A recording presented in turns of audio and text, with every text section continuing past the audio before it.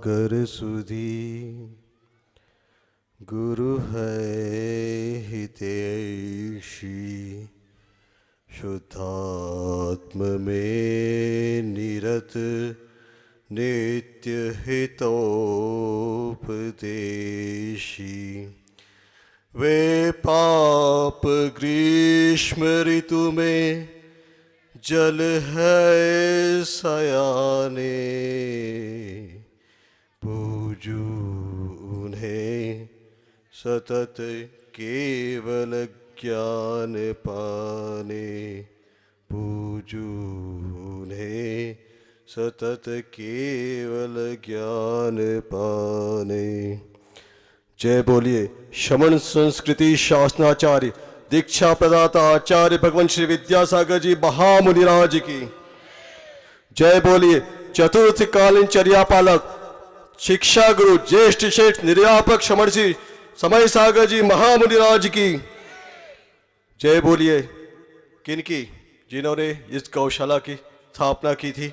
समाधिस्थ मुनि श्री क्षमा सागर जी महामुनिराज की, मंचासीन मुनिराज ज्येष्ठ मुनि श्री दुर्लभ सागर जी महामुनिराज की, ज्येष्ठ मुनि श्री संधान सागर जी महामुनिराज की, पूज्य मुनि श्री निरंजन सागर जी महाराज की।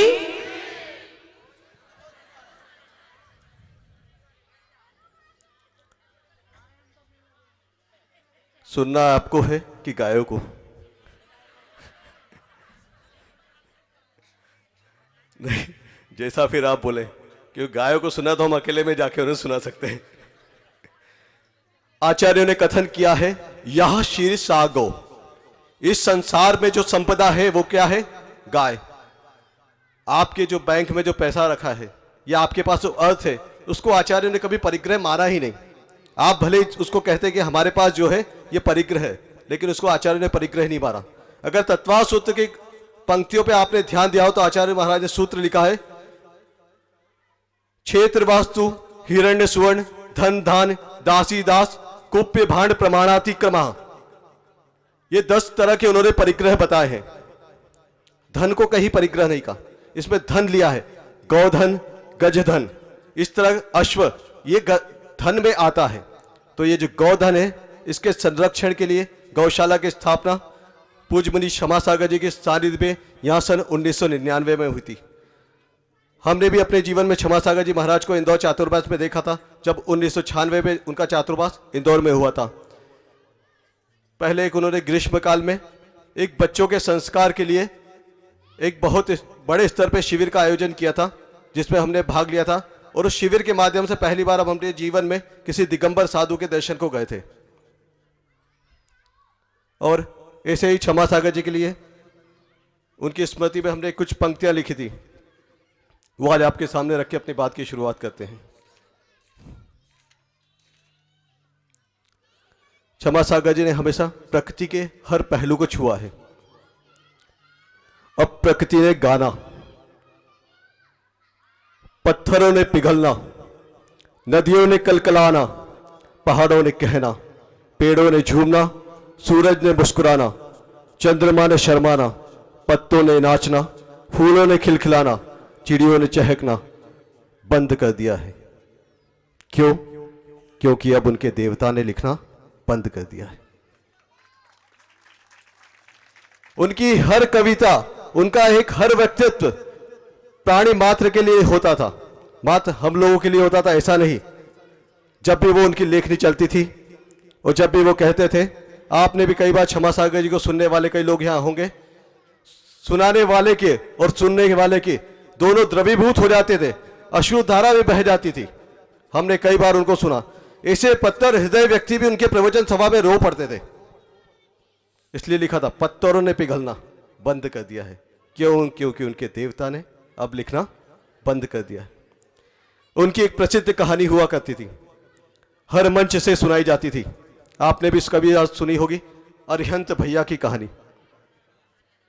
उस पे कुछ 4 लाइन लिखी थी, बात हो गई बहुत पुरानी, अब कोई नहीं सुनाता वो अरिहंत भैया की कहानी।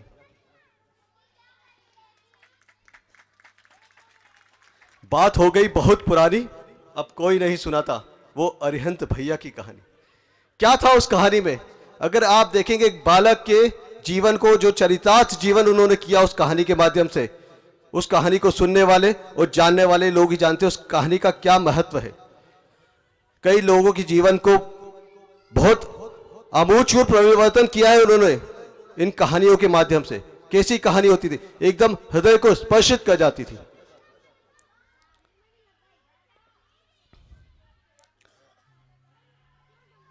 चूंकि विषय चल रहा है जीव दया का, आचार्य ने 4 भावों में के माध्यम से आपके सामने सत्वेषु मैत्रीम गुणेषु प्रमोदम क्लिष्टेषु जीवेषु कृपा परत्वम माध्यस्थ भावम विपरीत वृत्तो सदा ममात्मा विदुधातु देव। सत्वेषु मैत्रीम, प्रेम भाव हो सब जीवों से। आप लोग पढ़ते हैं गुणी जिणों में हर्ष प्रभो, करुणा स्रोत बहे किस पे? दुखियों पे। और ये क्या है जहां आप बैठे हैं? ये करुणा के सागर में बैठे हैं आप, जहां करुणा का नीर बहता है। और आचार्य महाराज ने अपने जीवन में जीवंत कृतियां तो तैयार की ही कही, और इस तरह के करुणा के क्षेत्र में जो कार्य आचार्य महाराज ने किया है, ये भूतो न भविष्यति। आप देखेंगे, आप कई आचार्यों के काल को उठा के देखेंगे तो उसमें ऐसा कोई काल नहीं मिलेगा वो जो वर्तमान में आचार्य महाराज का काल है। इसलिए कहा था हमने शमन संस्कृति शासनाचार्य। ये शासन जो है वो भगवान महावीर के बाद अगर किसी शमन या किसी आचार्य के नाम पे कहा जाएगा तो आचार्य महाराज विद्यासागर जी के नाम पे कहा जाएगा। उन्होंने अपने जीवन में ऐसा अतुलनीय कार्य किया है जिसको किसी से तुलना नहीं की जा सकती। ये कार्य आपके सामने है। आप जगह जगह जाते हैं, छोटे छोटे से गांव में ऐसी बड़ी बड़ी विशाल गौशालाएं, आप देखेंगे इन गौशालाओं को संचालन करने में कितना अर्थ का संयोजन होता है, लेकिन वो अर्थ का संयोजन किसके लिए हो रहा है? मूक प्राणियों के लिए हो रहा है। ये तो कई बड़े बड़े कार्य हमारे माध्यम से हो जाते हैं, लेकिन वो बस कार्य होके रह जाते हैं, पंपलेट में और बैनरों में रह जाते हैं, लेकिन ये कार्य चरितार्थ होते आपके सामने है। और मंडी बाबोरा के हमने पहले दिन भी कहा था, यहाँ हर चीज में द्वित्व है, यानी हर चीज में डबल है। यहाँ 2 पंचायत हैं, 2 जिले हैं, यहाँ उत्साह भी डबल है। और यहाँ हम चाहते हैं कि जो संख्या भी गौ वंश की यहाँ पे है वो भी शीघ्रातिशीघ्र द्वित्व को प्राप्त हो, मतलब डबल हो जाए। तो ये किसके माध्यम से होगा? ये आप सभी के माध्यम से होगा। और यहाँ जो युवा वर्ग जो कार्य कर रहा है उसको सहयोग, मात्र अर्थ का सहयोग नहीं होता है, सहयोग हर तरह का होता है। एक उन्हें मानवबल भी आप प्रदान कर सकते हैं। हाँ, आप कार्य कीजिए, हम आपके साथ खड़े हैं। पहले जब ग्रस्त अवस्था में थे तब आरएसएस में थे, तब बोलते रहे नेताजी संघर्ष करो, हम तुम्हारे साथ हैं। तो ये संघर्ष की कहानी है और ये बगैर सहयोग के नहीं पूरी हो सकती।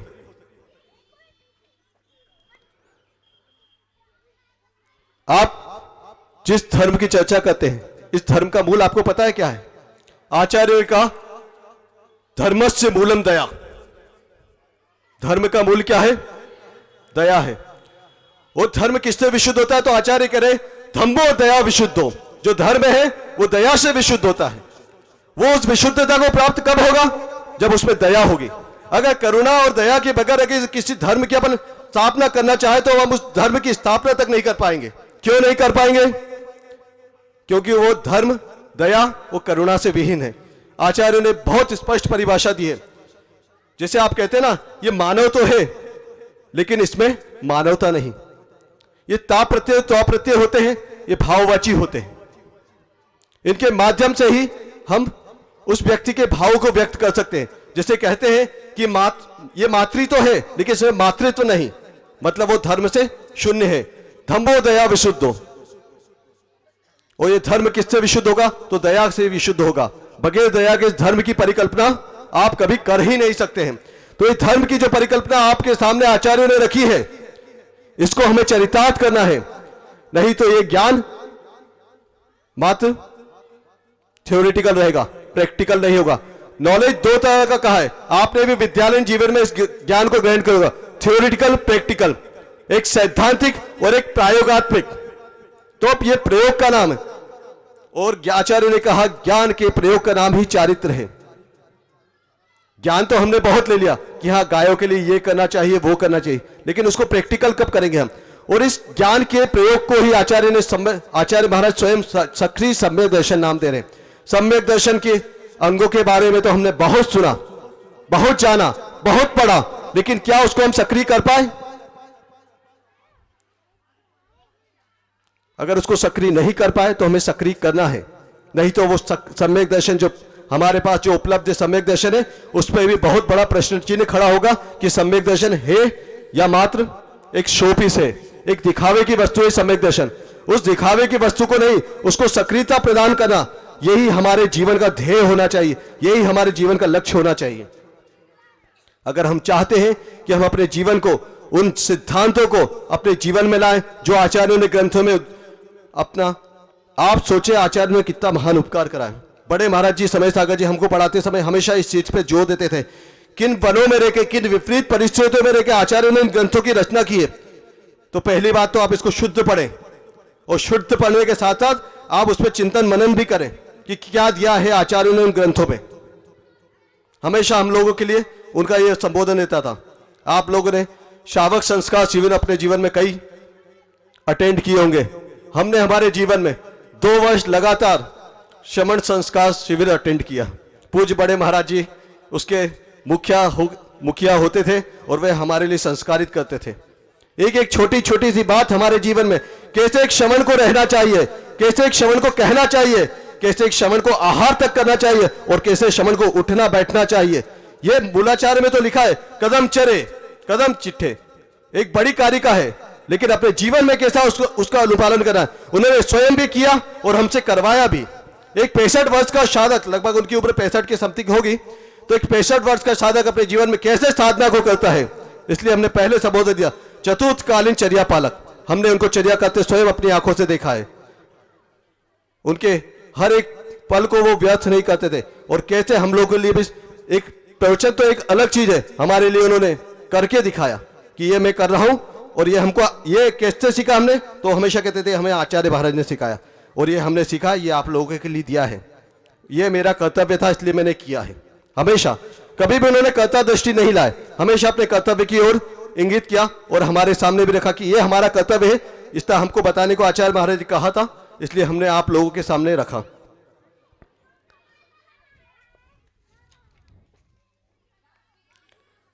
और जो हमारी क्रियाएं हैं जो हम कर रहे हैं, कल्याण मंदिर में आपने पढ़ा होगा यस्मात् क्रिया प्रतिफलन्ति न भाव शून्य।